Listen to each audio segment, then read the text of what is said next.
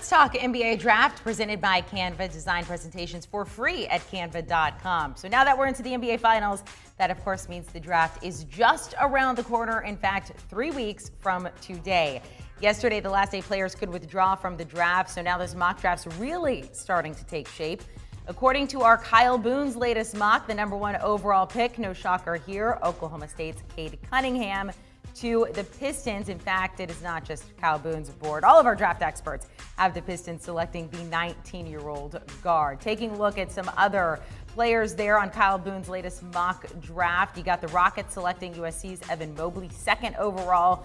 3rd, not Jalen Suggs, but Jalen Green to the Cavs. And then we find Gonzaga's Jalen Suggs going 4th overall to Toronto.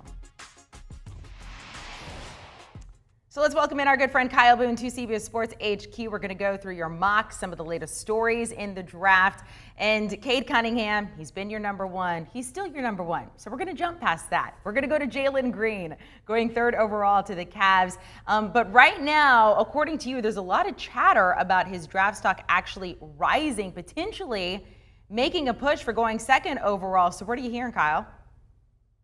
Yep, he was #4 on our big board up until recently. He's up to #2, and we have him going #3 on our mock draft to the Cleveland Cavaliers. He's the most gifted scorer in this draft, and there's a lot to like about a guy who's 6'5", who averaged nearly 20 points per game in the G League Ignite last season. I don't think he can push Cade Cunningham for the #1 spot in this draft, but I think he could go as high as #2, and I don't think that was a certainty or even a possibility not too long ago. His stock is on the rise, and I think right now his floor in this draft, I don't think he falls any lower than #3 to the Cleveland Cavaliers. Wow, no lower than 3. Well, on the opposite side of that, somebody whose stock is actually falling ever so slightly, that would be Jonathan Kaminga. Was consensus #5 for the most part, but you say that's no longer the case. Why is that? Yeah, he's been the #5 prospect all year. There's been kind of a top tier of guys, and he's always been last among those to be mentioned. And Kaminga is still a very interesting prospect. I think he has dropped from #5 to #6, and so it's not a huge drop, right? But he's 6'8". He's a two-way wing. People really want to take a gamble on him, but there is a little bit of boom bust potential with him. His offense is not quite there developmentally. He's not a very good shooter. Struggled quite a bit on defense with the G League Ignite program last year. And so Scottie Barnes, who we will talk about here in a minute, is a guy who has supplanted him in this draft among a lot of teams that I've talked with as the guy that could be the #5 prospect off the board in this draft. I appreciate you teeing me up, so I don't got to do it. Let's talk about Scottie Barnes out of Florida State. Right now, you do have him going 6th overall to Oklahoma City. And in your article on CBSSports.com, you point out it's his lack of a reliable jump spot. I am having so much trouble speaking today that has teams a little hesitant. But you mentioned that he could jump Kaminga there, so why is he now potentially a top 5 guy? He's given off some strong Draymond Green vibes, and I think a lot of teams really like that. He's 6'8". He's a forward, but he played point guard at Florida State, and he only made 7 starts in 24 games. And so you think, okay, maybe he's not the no doubt about it prospect that people want to make him out to be, but he's a guy who I think could go up to #2 in this draft. I have him going #6. I think right now he's probably clearly a top 5 prospect and can defend 1 through 5, which is super rare for any prospect in any draft.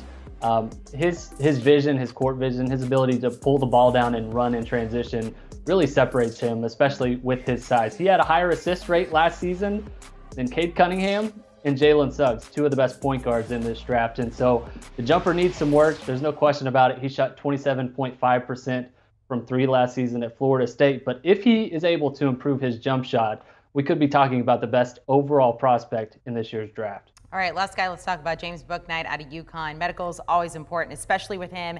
Had elbow surgery midseason, then surgery, elbow injury midseason, then surgery. Right now you have him going 8 overall to the Magic. So how are teams feeling about him right now? He's on the rise right now.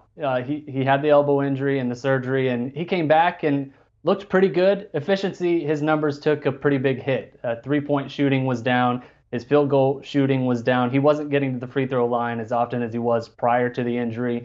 But he's looked really good, impressed some teams in his pro day here recently.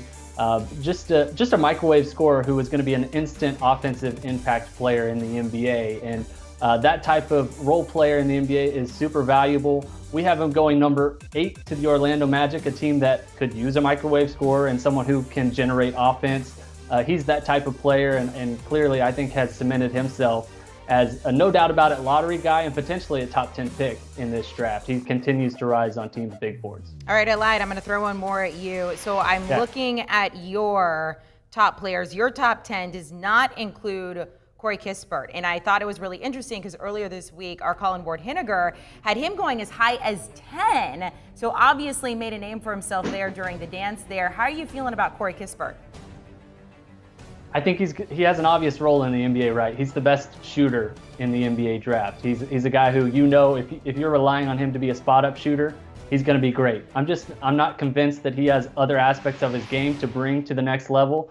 Teams like the Pelicans would make a lot of sense. Obviously, someone who could shoot off the ball next to Zion Williamson. Even the Grizzlies, who have Ja Morant and want to add shooters.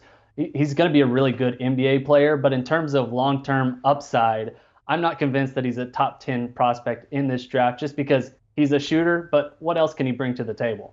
All right, Kyle, good luck over the next couple of days. We happen to know you have another draft coming out. I don't envy you having to do this. All of our guys who make mock drafts, I feel like it would keep me up at night. So congratulations to you. We're going to keep our eye out for that. It's coming out next week. In the meantime, enjoy your couple of days there, Kyle Boone. You can check out all of his articles on CBSSports.com. So there's the draft order, the lottery picks as you see.